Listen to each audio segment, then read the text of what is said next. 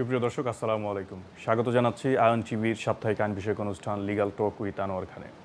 দর্শক, এই অনুষ্ঠানটি আপনারা স্কাই চ্যানেল 782 এর পাশাপাশি আয়ন টিভির যে ফেসবুক পেজটি রয়েছে সেখানে সরাসরি দেখে থাকতে পারেন।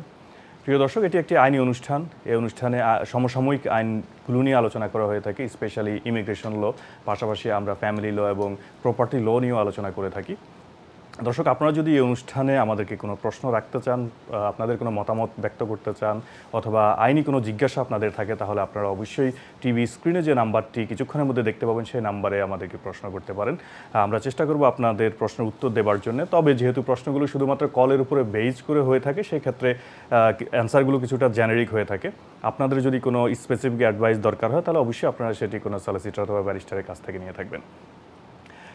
দর্শক, এই অনুষ্ঠান যেহেতু আইনি অনুষ্ঠান আমি আগেই বলেছি, এবং অনুষ্ঠানটিতে প্রতি সপ্তাহের মতোই আমাদের অতিথি থাকেন জনাব আনোয়ার খান। তিনি একজন সলিসিটর এবং প্রিন্সিপাল সলিসিটর অফ ব্রিট সলিসিটরস।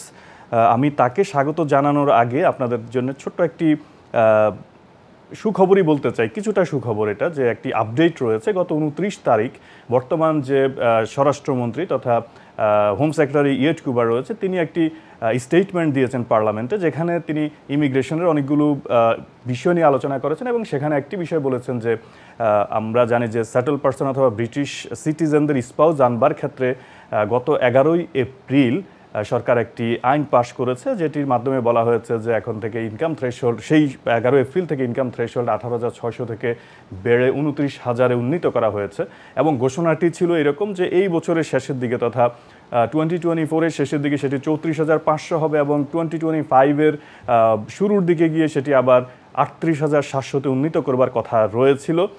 কিন্তু বর্তমান যে লেবার পার্টির হোম সেক্রেটারি ইয়েট কুপার, তিনি বলেছেন যে আপাতত এটি বাড়ছে না, এবং তিনি মাইগ্রেশন অ্যাডভাইজরি কমিটি তথা ম্যাকের পরামর্শ চেয়েছেন, এবং তিনি বলেছেন যে তারা রিভিউ করে যদি বলে যে এটি বাড়াতে হবে অথবা কমাতে হবে, তাদের রিভিউ অনুযায়ী সেটি সিদ্ধান্তটি দেওয়া হবে। তো এটাকে আমরা আসলে কিছুটা পজিটিভ বলতে পারি যে আপাতত এটি বাড়ছে না, এবং ভবিষ্যতে বাড়বে কিনা সেটিও এই মুহূর্তে যদিও বলা যাচ্ছে না, তারপর অনুমান করা যায় হয়তো না বাড়ার সম্ভাবনাই বেশি রয়েছে, যেহেতু রিভিউ হবে এবং এটি নিয়ে অনেক কথাবার্তাও রয়েছে সরকারি দলে, বিরোধী দল এবং ইমিগ্রেশন লয়ারদের মাঝে।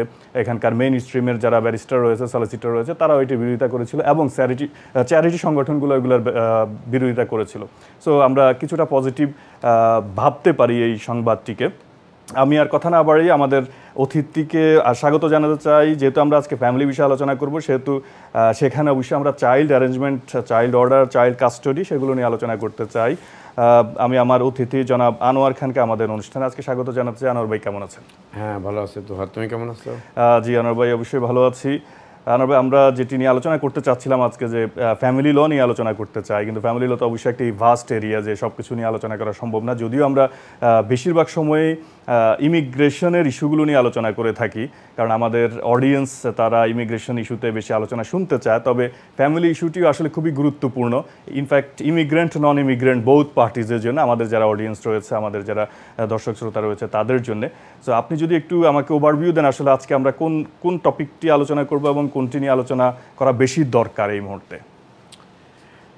ধন্যবাদ। তো আমাদের মনে হয় এই বিষয়গুলো আমরা সুপ্রিয় দর্শক আগেও আলোচনা করেছিলাম। আমরা যদি এগুলাকে কয়েকটা সেগমেন্টে ভাগ করি, আপাতত সে ডিভোর্স একটা সেগমেন্ট, সে ফ্যামিলি লাইফ, নন মলেস্টেশন অর্ডার ও ডোমেস্টিক ভায়োলেন্স, এগুলো একটা segment. The rest issue is children. আমার মনে হয় এখন ভালনারেবল ইস্যুগুলো আমাদের চিলড্রেন নিয়ে কথা বলা উচিত।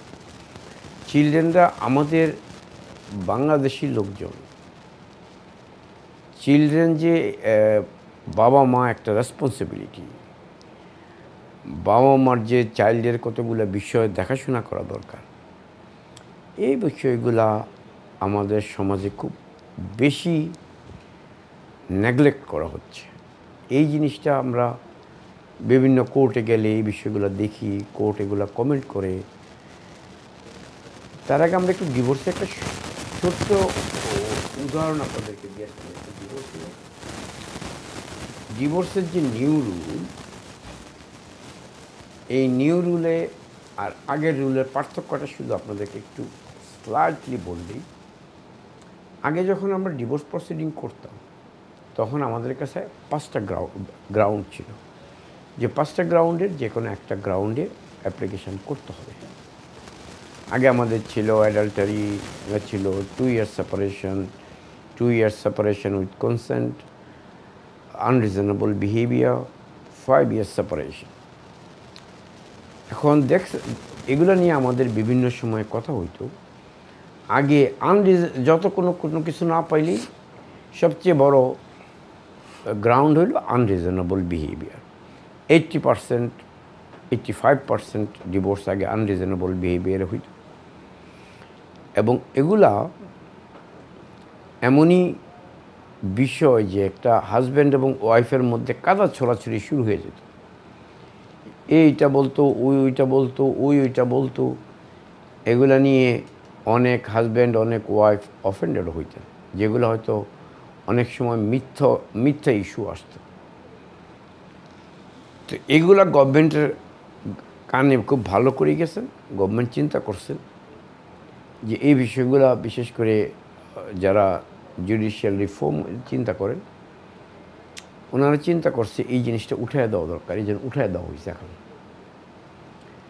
এখন law is very simple. Ground, ডিভোর্সের গ্রাউন্ড ভেরি সিম্পল। একটা মাত্র ground, the marriage is irretrievably broken, that is the law. আর কোনো কিছু দেখাইতে হবে না আপনাদেরকে। এই ইরিটেটিভলি ব্রোকেন এই শব্দটা প্রমাণ করার জন্য আমাদেরকে সেই আগের মতো কিছু কায়দা কানুন নিয়ে আসা বলতে হয়। বাট এই ধরনের গ্রাউন্ড আমাদের এখন এখানে আর লিখতে হয় না। এগুলো অনলাইন অ্যাপ্লিকেশন হয়ে গেছে, ভেরি সিম্পল। আপনারা যে কেউ অ্যাপ্লিকেশন করতে পারবেন। Application fee is £593। এখানে অ্যাপ্লিকেশন ফিটা হাই হয়ে গেছে। আরেকটা বিষয় হলো, আগে আমাদের কিছু অন্য রকমের সুবিধা ছিল। আমি একটি কল নিয়ে আসতে চাই। কলার, আসসালামু আলাইকুম, কোথা থেকে বলছেন এবং আপনার প্রশ্নটি কি? আসসালামু আলাইকুম। ওয়ালাইকুম আসসালাম। আচ্ছা, আমার প্রশ্ন যদি আমার ওয়াইফের 2.5 ইয়ার মতো হয়েছে, সিআরবির কার্ড যেটা ওইটা অক্টোবরে চলে জি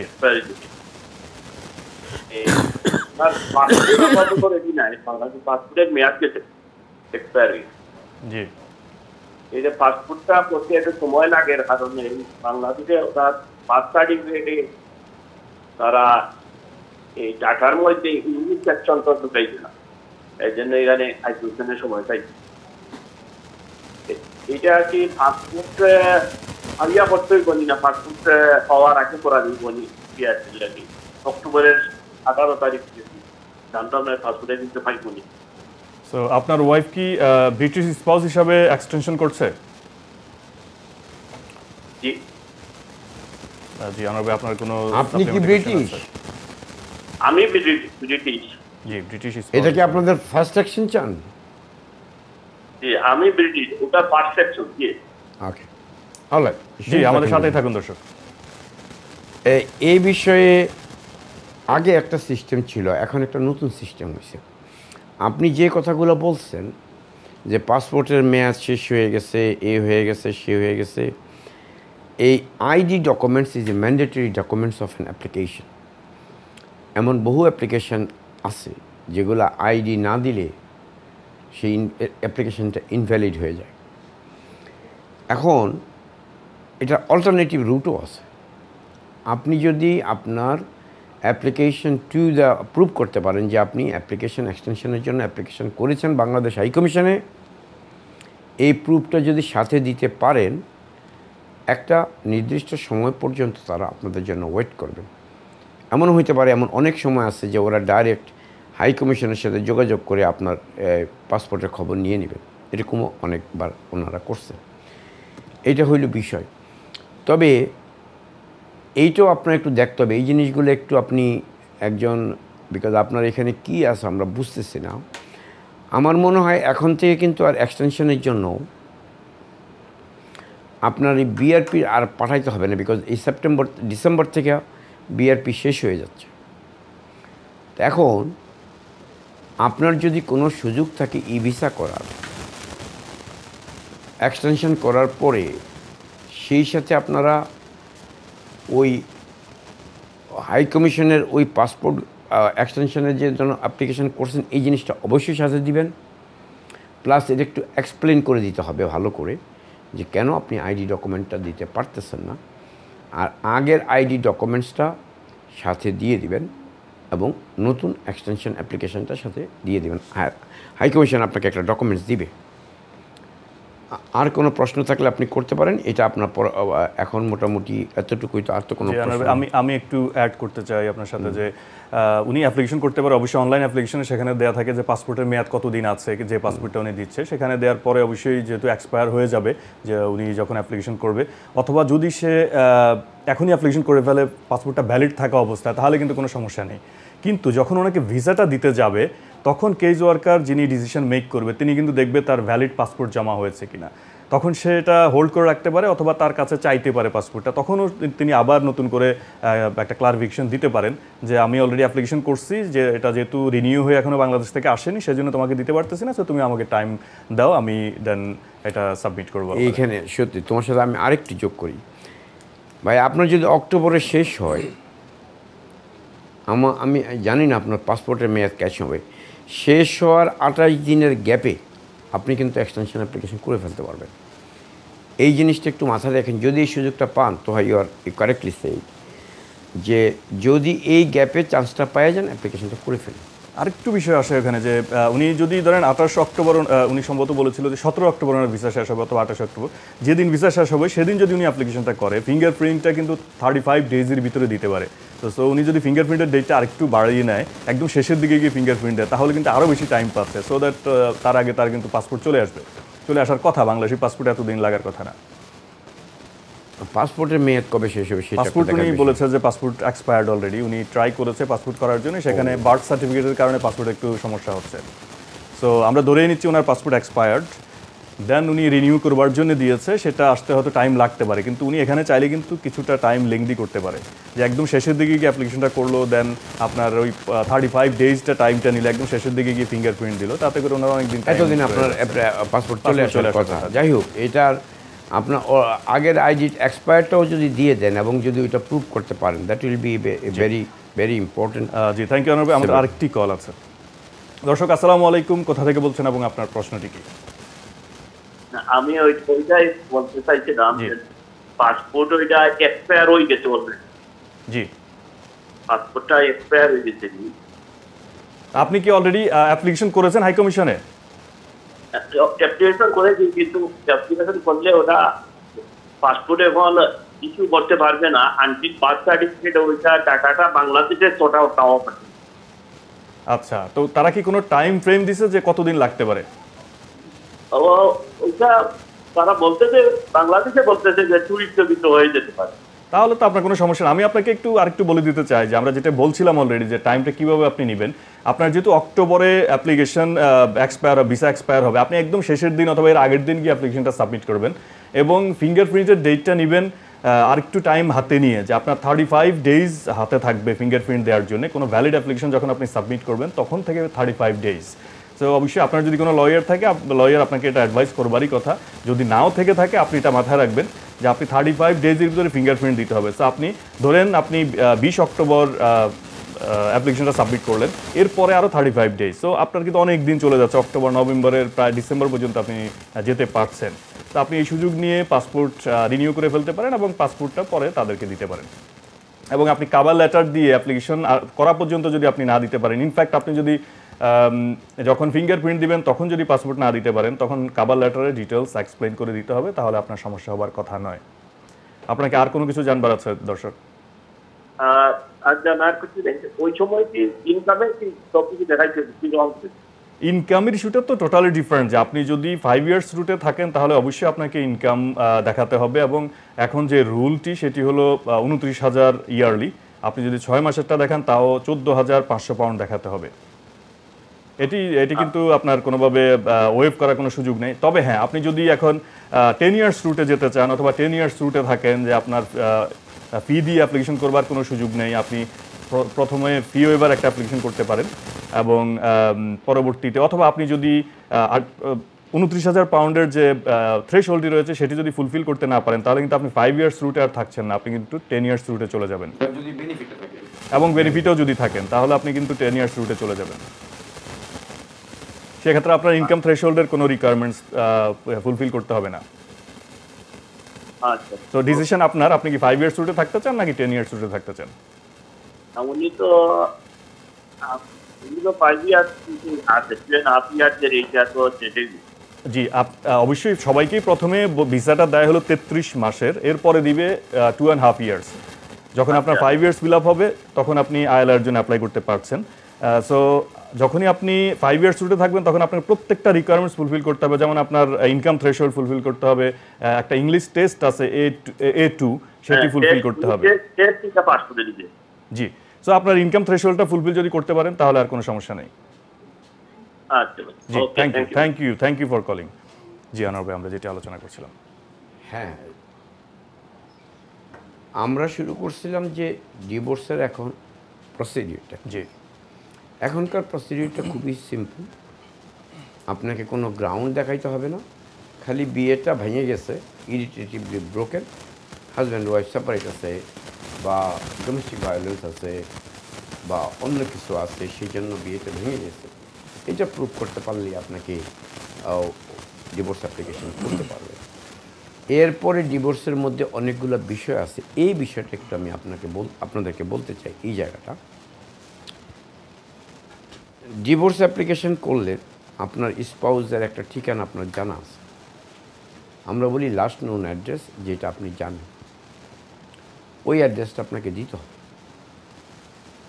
এই লাস্ট নোন অ্যাড্রেস দেওয়ার পরে যদি একটা নির্দিষ্ট সময়ের পরে আপনার স্পাউস আপনার একটা কাগজ যাবে কোর্ট থেকে, সেই কাগজটা যদি সাইন না করে এবং যদি এটা কোর্টের কাছে কোনো রেসপন্স না আসে, তখন হয়তো হইতে পারে যে আপনি যে অ্যাড্রেসটা দিয়েছেন আপনার হাজব্যান্ডের বা আপনার ওয়াইফের, আপনার স্পাউস ওই হাজব্যান্ডের ওই অ্যাড্রেস আপনার নাই, অথবা আপনার সেখানে সে আসছে কিন্তু সাইন করতে। এই ক্ষেত্রে প্রসিডিউরটা খুবই সিম্পল। আপনারা কোনো লয়ারের সাথে যোগাযোগ করবেন, এগুলা খুবই সহজভাবে করা যায়। আমরা বলি appointment of a process server, এগুলা অনেকগুলো প্রসিডিউর আছে, এগুলো আপনাদেরকে অনলাইনে এতগুলো বলা যায় না। আপনারা প্রসেস সার্ভার দিয়ে যখন আপনারা অ্যাপ্লিকেশনটা করবেন, আপনার অ্যাপ্লিকেশনটা পৌঁছানোর পরে প্রসেস সার্ভার যারা, তারাই গিয়ে খোঁজ রাখবেন যে কোথায় আছে, কীভাবে আছে, ওইখানে তারা হ্যান্ড ওভার করবে অ্যাপ্লিকেশনটা। এখানে একটা কথা বলে রাখি ভাই, এই কোশ্চেনগুলো আমাদের কাছে, যেহেতু আজকে ডিভোর্সের ব্যাপারে আলোচনা করছি, এই জিনিসটা আপনাদেরকে বলে রাখি, এমন বহু স্পাউস আছে যারা এই দেশে থাকে না। এই কোশ্চেনগুলো আমাদের কাছে কমন। এই দেশে যদি আপনার স্পাউস না থাকে, এখানে একটা জুরিসডিকশনের বিষয় আছে। আপনি যখন প্রথমেই অ্যাপ্লিকেশনটা করবেন তখন এই জুরিসডিকশনের ইস্যুটা আসবে। এখন যেই দেশে আছে, আপনি যদি সেই দেশের অ্যাড্রেসটা জানেন, তাইলে প্রথমেই এই জিনিসটা ডিল করতে হবে। বিকজ আপনার যদি এই জুরিসডিকশন আপনি শো করতে না পারেন, এই দেশে যদি আপনি অ্যাড্রেস দেখাতে না পারেন, তাহলে কিন্তু আপনার অ্যাপ্লিকেশন ওই 593 পাউন্ড ফি কিন্তু এমনি চলে গেল, আপনি কিন্তু আপনার অ্যাপ্লিকেশনটা রিফিউজ হয়ে যাবে। তো এগুলো একটু খেয়াল রাখতে হবে, এগুলো একটু টেকনিক্যালি কমপ্লিকেটেড। একজন লয়ারের সাথে কথা বলে নেওয়া ভালো। তবে হ্যাঁ, দেশের বাহিরেও যদি থাকে, ওয়ার্ল্ডের যে কোনো দেশে, এবং আপনি যদি অ্যাড্রেস জানেন, ওই অ্যাপ্লিকেশনটা তার কাছে পৌঁছানো সম্ভব। কীভাবে সম্ভব সেটা আপনারা একটু কথা বলে নিয়েন, আমরা অন এয়ারে এইসব বিষয়গুলো একটা খালি ইঙ্গিত দিয়ে রাখি যে সে যে দেশে আছে সেখানে একজন এজেন্ট নিয়োগ করতে হবে, এই সার্ভিসটা ভায়া এজেন্ট হবে। এবং এইসব বিষয়গুলো আপনাদের একটু মনে রাখা দরকার। অনেকেই আমাদেরকে প্রশ্ন করেন যে আমার স্পাউস এই দেশে নাই, আমি কেমনি ডিভোর্স দেব? এখন আসেন আরও একটা ইস্যু আছে আমাদের বাঙালিদের জন্য, এইটা একটা কঠিন বিষয়। বাঙালিদের জন্য হলো আমি যদি এই দেশে ডিভোর্স করি আমাকে 593 পাউন্ড ফি দিতে হবে। আর যদি আপনার বিয়েটা বাংলাদেশে হয়ে থাকে সেখানে কিন্তু আরও সহজ প্রসিডিওর আছে।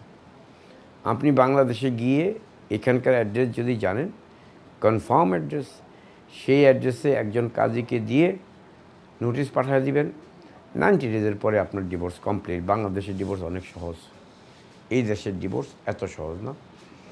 এই দেশের ডিভোর্সে আপনার মিনিমাম, আগে আমরা বলতাম 6 মাস, এখন কোর্ট বলে 9 মান্থস টু 1 ইয়ার।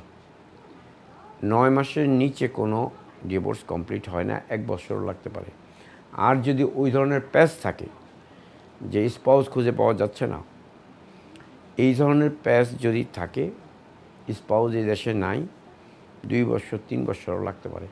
এগুলোর কোনো গ্যারান্টি দেওয়া যাবে না ভাই। আনোয়ার ভাই, আমার এখানে একটি কোশ্চেন আছে আপনার কাছে, সরি আপনাকে ইন্টারাপ্ট করবার জন্য। আপনি যেটা বলেছেন যে বাংলাদেশে গিয়ে যদি কেউ ডিভোর্স দিয়ে থাকে এবং তার স্পাউস ধরেন ইউকেতে, এবং ইউকের অ্যাড্রেসে কাজী নোটিশটা পাঠালো এবং 3 মাসের মধ্যে সেটি কার্যকর হয়ে যাবে, এই যে বাংলাদেশে ডিভোর্সটি দিল, তাহলে ডিভোর্স সার্টিফিকেটটা কিন্তু বাংলাদেশি সার্টিফিকেট থাকতেছে, ম্যারেজ সার্টিফিকেটও বাংলাদেশি, ডিভোর্স সার্টিফিকেটও বাংলাদেশি। ভবিষ্যতে যদি ওই ভদ্রলোক আবার বিয়ে করতে যায় তখন কি কোনো সমস্যার সম্মুখীন হতে পারে? না, as far as immigration law is concern, এই দেশে যদি ইমিগ্রেশন ইস্যু থাকে, ইমিগ্রেশন ইস্যুতে হইল কোনো ক্লিয়ার ল, কোনো ম্যারিজ পৃথিবীর যেই দেশ, সেই দেশের পার্সপেক্টিভে যদি ম্যারিজটা শুদ্ধ হয় এবং সেই দেশের পার্সপেক্টিভে যদি ডিভোর্সটা শুদ্ধ হয়, তাহলে এই দেশের ইমিগ্রেশনে কোনো সমস্যা নাই। এটা তো আমাদের দেশে বললাম সামনাসামনি বিয়ে হয়।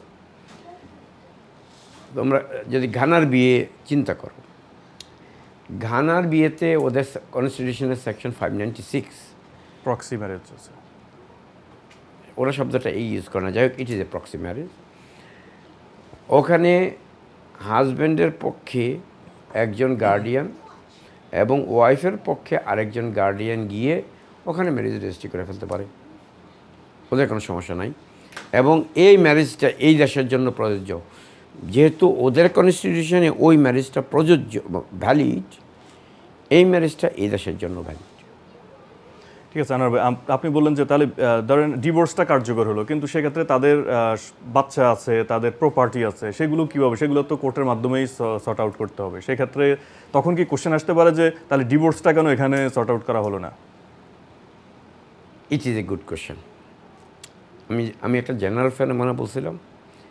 দ্য গুড কোয়েশ্চেন ইজ, এই দেশের লতে প্রপার্টি ডিস্ট্রিবিউশনের ক্ষেত্রে বিশেষ করে চাইল্ড ম্যাটারটা কোনো সমস্যা হয় না, বাট প্রপার্টি ডিস্ট্রিবিউশনের ক্ষেত্রে বিশেষ করে একটা ল আছে, সেটা হলো স্টেজ তো 2টা, মানে ডিভোর্সের স্টেজ এই দেশে 2টা আমরা বলে নিই। একটাকে বলি, আগে বলতাম আমরা ডিক্রি নাইসাই, এখন বলি কন্ডিশনাল অর্ডার। আগে বলতাম ডিক্রি অ্যাবসোলিউট, এখন বলি ফাইনাল অর্ডার। তো এই দেশে একটা বার আছে, এই দেশে একটা বার হইল যে প্রপার্টি ডিস্ট্রিবিউশন শুরু করতে হবে after conditional order is granted. মানে আগের কথা যেটা আমরা ডিক্রি নাইসাই বলতাম, ডিক্রি নাইসার পরেই প্রপার্টি ডিস্ট্রিবিউশনের মামলাটা শুরু করতে হবে। এখন এই ক্ষেত্রে যদি